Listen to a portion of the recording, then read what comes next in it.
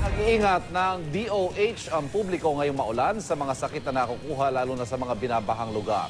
Kabilang na riyan ang leptospirosis sa posibleng mauwi sa kamatayan, tulad po na nangyari sa isang magsasaka sa Pangasinan.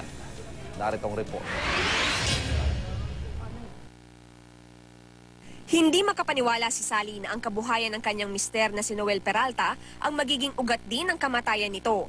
Pumanaw si Noel dahil sa leptospirosis na pinaniniwala ang nakuha niya sa kanyang pagsasaka sa barangay Kabalitian, Asingan, Pangasinan. Una raw nasugatan sa paa ang biktima matapos makatapak ng kuhol sa bukid.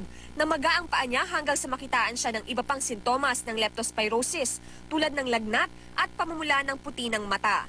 Ayon sa health office, hindi lang sa baha sa kalsada o bahay nakukuha ang leptospirosis, kundi maging sa mga bukirin, lalo na kung apektado rin ang mga ito ng pagbaha. Tapos ng infeksyon, nakukuha ito pag yung isang pasyente, ito pala ay occupational disease. Ang ibig sabihin, yung karaniwan yung mga magsasaka, farmers. Isa naman ngayon sa mga pasyente ng leptospirosis sa Pangasinan Provincial Hospital, ang 3 taong gulang na si Laika. Nakuha niya ang kanyang sakit sa paglusong sa baha sa kanilang barangay.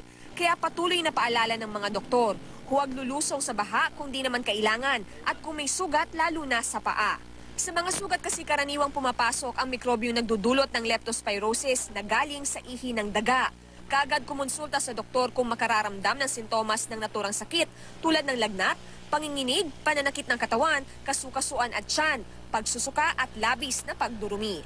Isa pang sakit na minomonitor ngayong maulan, ang dengue. Ayon sa DOH, sa ngayon wala pa namang matinding pagtaas sa kaso ng dengue sa bansa.